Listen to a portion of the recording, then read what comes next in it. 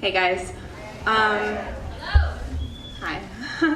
I'm gonna read a short story about growing up in North Carolina, and I did grow up in North Carolina. A lot of times when people ask me where I grew up, I kind of list off, some cooler cities and states on the West Coast, places that I've spent brief amounts of time, because there is some sort of strangeness around having been in this iteration of my existence as a brown person growing up in the Deep South, or what I consider to be the Deep South.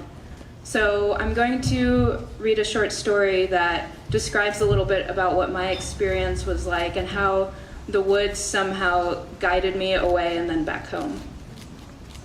This story is called A Forest as Black as Me. I was 7 years old when I found out I was black. Oh, and this story is funny. Like, you can laugh. I just want to... Okay, cool. Just gonna put that out there. Cool. All right. A Forest as Black as Me. I was 7 years old when I found out I was black. It was Jacob Glastonbury who informed me. On the playground by the tire swing. His hair was the color of dark autumn rain, flooding golden cornfields, with the solstice sun suspended in the broken sky. He always smelled like kerosene and lies and smoke from his dad's pickup truck. Jacob Glastonbury had a small circle of my classmates standing around him, each with their palm outstretched, and he dutifully doled out singular Sour Patch Kids to each of my friends. "Yellow for you, Lindsay," he said, "because your hair is yellow. Edwin, you get green because you have green eyes." Following suit, I stretched out my palm toward him, hoping for the orange one, the taste of red number 40 already on my tongue. I longed to have fingers coated in crystalline preservatives and palms sticky with corn syrup and fructose juice. "You can't have one because you're black," Jacob said. "We don't have black Sour Patch Kids."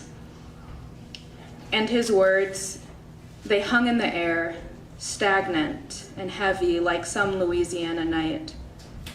I could feel tears pushing past the levee of my eyelashes, felt them falling down my cheeks like cold winter rain, tracing rivulets down a foggy window pane.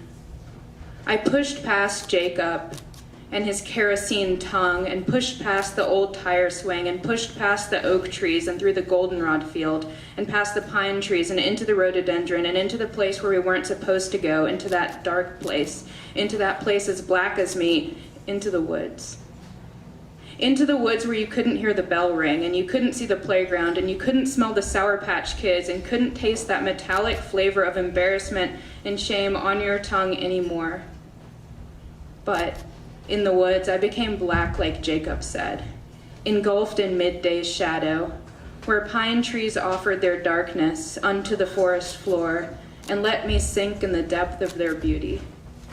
And rhododendron let me climb upon its shoulders like some older brother would, so I could reach my black, soil-stained palms toward the open sky. And western winds sang gentle hymns as they caressed the tops of black cherry trees. And the stream flowed with midnight black water. I could taste the gilded drops of sunlight as they squeezed through the continuum of the place where night meets day.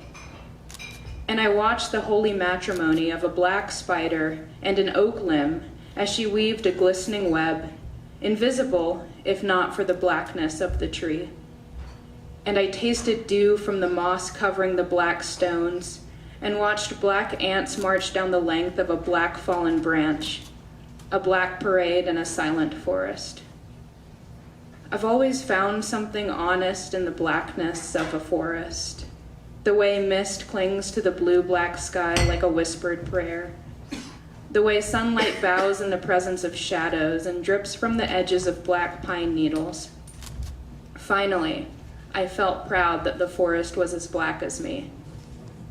I emerged from the woods a silhouette. All that was dark was contained within me, the beauty in the absence of light. Through black existence, light was surely promised.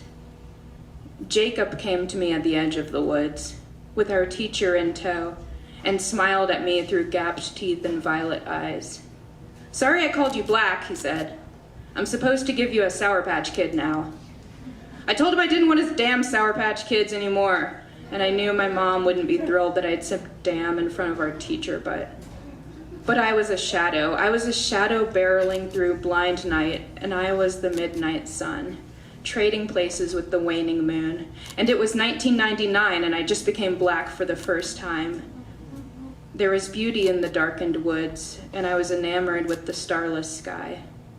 I couldn't be bothered with artificially sweetened candy and boys who smelled like pipe tobacco and scorched smiles and tire swings and yellow hair. Not now and not anymore. Because I was 7 years old, and I knew that the forest was as black as me.